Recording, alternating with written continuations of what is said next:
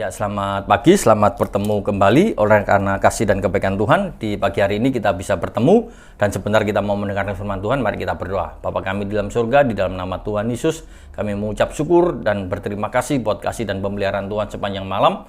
Dan di pagi hari ini kami boleh bersyukur buat hari yang baru, kasih setia Tuhan yang Tuhan curahkan di dalam setiap kehidupan kami pribadi lepas pribadi. Sebentar kami mau mendengarkan firman Tuhan. Tuhan berkati hamba-Mu, berkati anak-anak-Mu yang mendengarkan, dan kami sambut kebenaran firman Tuhan di dalam nama Tuhan Yesus. Haleluya, amin. Ya, puji nama Tuhan. Di pagi hari ini kita mau belajar satu kebenaran firman Tuhan di dalam 1 Samuel pasal yang ketiga ayat yang ke-14.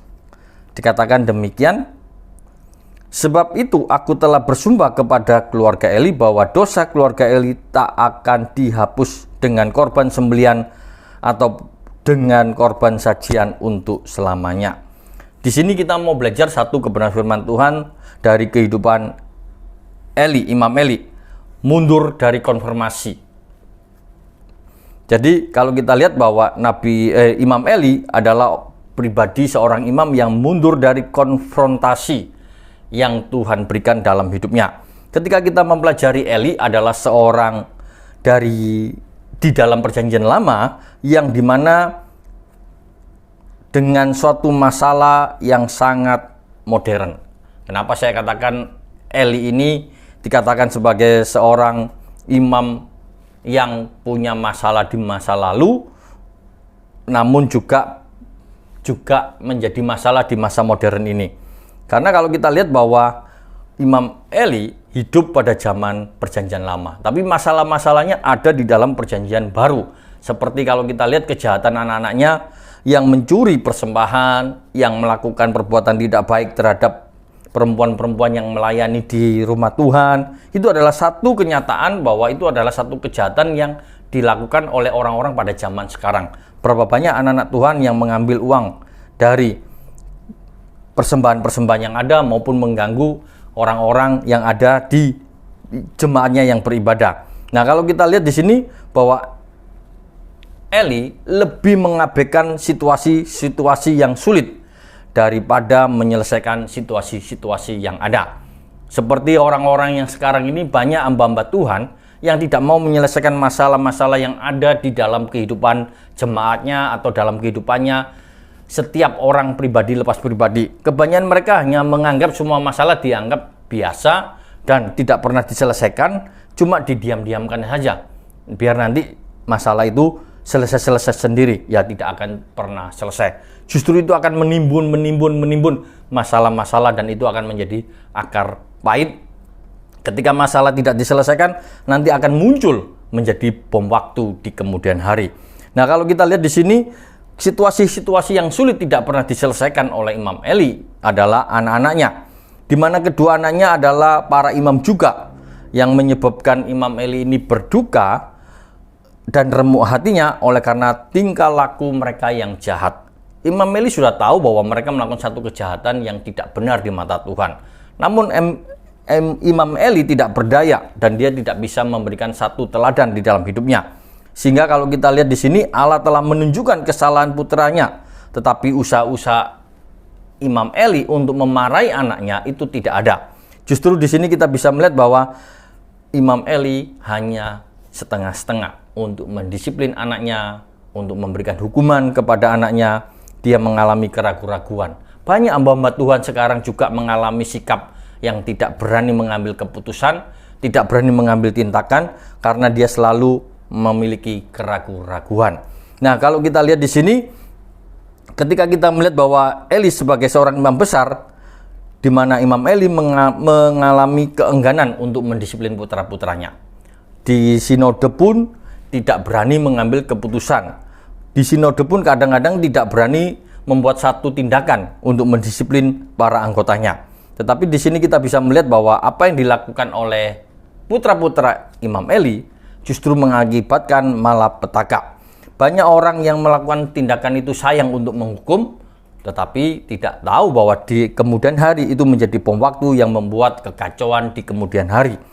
Putra-putra Eli menimbulkan suatu masalah dan penghinaan di dalam rumah Tuhan. Anak-anak Imam Eli tidak bertanggung jawab dengan tugas dan tanggung jawabnya sebagai seorang imam. Ini jelas bahwa mereka sudah melakukan tindakan yang tidak benar di hadapan Allah. Di mana kita bisa melihat bahwa Eli mengundang penghakiman Allah dengan menolak untuk menghentikan dosa mereka. Jadi kalau kita lihat bahwa secara tidak langsung Imam Eli juga mengundang hukuman Allah terjadi di dalam hidupnya dan bersama dengan anak-anaknya.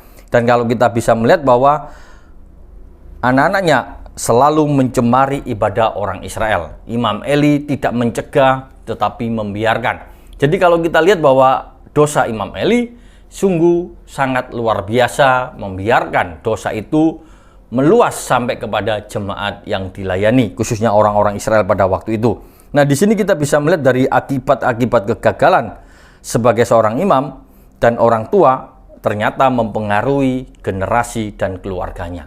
Jadi kalau kita lihat bahwa keluarganya sudah ditulis di dalam ayat yang ke-14, di mana Tuhan telah bersumpah bahwa keluarga Eli dan dosa keluarga Eli tak akan dihapus dengan korban sembelian atau korban sajian selamanya. Berarti ada satu hukuman yang Tuhan berikan kepada keturunan Imam Eli setelah keturunan berikutnya. Dan kalau kita lihat bahwa generasi berikutnya, kita bisa memahami generasi Eli tidak menjadi generasi yang bisa memuliakan nama Tuhan. Kalau kita punya cerita di dalam 1 Samuel berikutnya ketika Daud punya Imam Abimelek, dia juga akhirnya dipecat oleh Salomo. Nah, di sini kita bisa melihat bahwa Imam Eli, kita bisa melihat bahwa dia tidak menghindarkan keterlibatannya di dalam situasi-situasi di mana konfrontasi tidak terelakkan. Dia tidak berani untuk mengecek satu kebenaran supaya tidak menjadi masalah, tetapi membiarkan. Dan di sini kita bisa melihat bahwa tidak selalu mudah untuk memainkan peran. Ada sesuatu dalam hidup di mana keluarga dan pekerjaan kita supaya bisa berlangsung dan kita bisa mengetahui ada hal yang salah. Jadi ketika kita bertemu dengan orang yang memberikan satu nasihat kepada kita, satu memberikan masukan, evaluasi di dalam diri kita adalah hal yang sangat baik. Supaya kita bisa mempengaruhi, memperbaiki, dan membuat langkah kita selanjutnya untuk tidak salah. Ketika ada seorang ibu yang mengatakan, kamu Suhendro kalau khotbah jangan cepat-cepat, itu ada yang memberitahu saya supaya saya bisa menguasai perkataan saya untuk menyampaikan firman Tuhan nggak cepat-cepat. Itu adalah satu hal yang sangat baik. Tetapi kalau kita melihat di sini, Imam Eli tidak mau mendengarkan konfrontasi, tidak mau mendengarkan penjelasan, tidak mau mendengarkan masukan di dalam hidupnya, sehingga dia membiarkan semuanya terus berlangsung dan tidak mengetahui kesalahannya. Meskipun banyak orang yang sudah menyampaikan kelakuan yang tidak baik, Imam Eli tidak tegas di dalam menghukum anak-anaknya. Ketika diberhadapkan dengan suatu masalah moral dan memerlukan tindakan yang tegas, ternyata apa reaksinya? Imam Eli adalah ragu-ragu dengan tidak mau membuat keputusan yang memiliki kekuatan dan ketetapan hati yang berani mengambil keputusan yang benar. Di sini kita bisa melihat bahwa konfrontasi yang efektif adalah melibatkan tindakan yang tegas. Ketika kita sudah tahu dan masalahnya sudah jelas, ya kita berani membuat satu keputusan yang jelas sehingga orang itu akan melihat bahwa kita menjadi seorang anak Tuhan yang berani mengatakan kebenaran, berani menindak satu perbuatan yang tidak benar. Kebenaran firman Tuhan di pagi hari ini mengingatkan kita untuk belajar mengecek hidup kita, untuk dievaluasi, dan kita mau siap untuk dikonfrontasi di dalam kehidupan kita. Justru kita mau memperbaiki diri di dalam kehidupan kita. Janganlah kita mundur ketika ada hal-hal yang harus kita hadapi, ketika ada satu tindakan-tindakan yang harus kita selesaikan. Kita harus berani untuk menyelesaikan. Kebenaran perlu dibuktikan dalam arti ada pengecekan satu dengan yang lain sehingga kita bisa menyelesaikan masalah itu dengan baik. Kebenaran firman Tuhan di pagi hari ini kita bisa melihat bahwa satu sikap dari Imam Eli adalah dia tidak mau bertindak di dalam kebenaran firman Tuhan.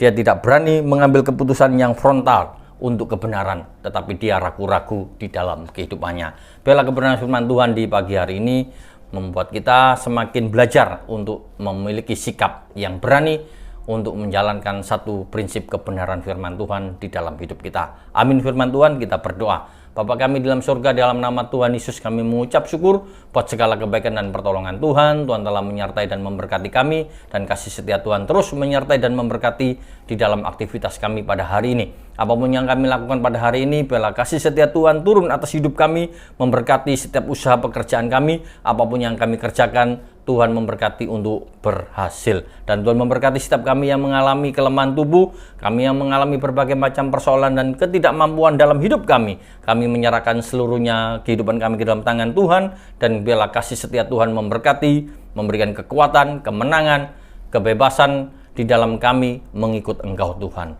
Dan terpujilah nama Tuhan, dan biarlah kasih setia Tuhan terus menyertai dan memberkati kami di dalam kami mengiring Engkau. Dan Tuhan memberkati sepanjang hari ini sehingga kami boleh terus berkarya bagi kemuliaan dan kebesaran nama Tuhan. Di dalam nama Tuhan Yesus kami berdoa dan mengucap syukur. Haleluya.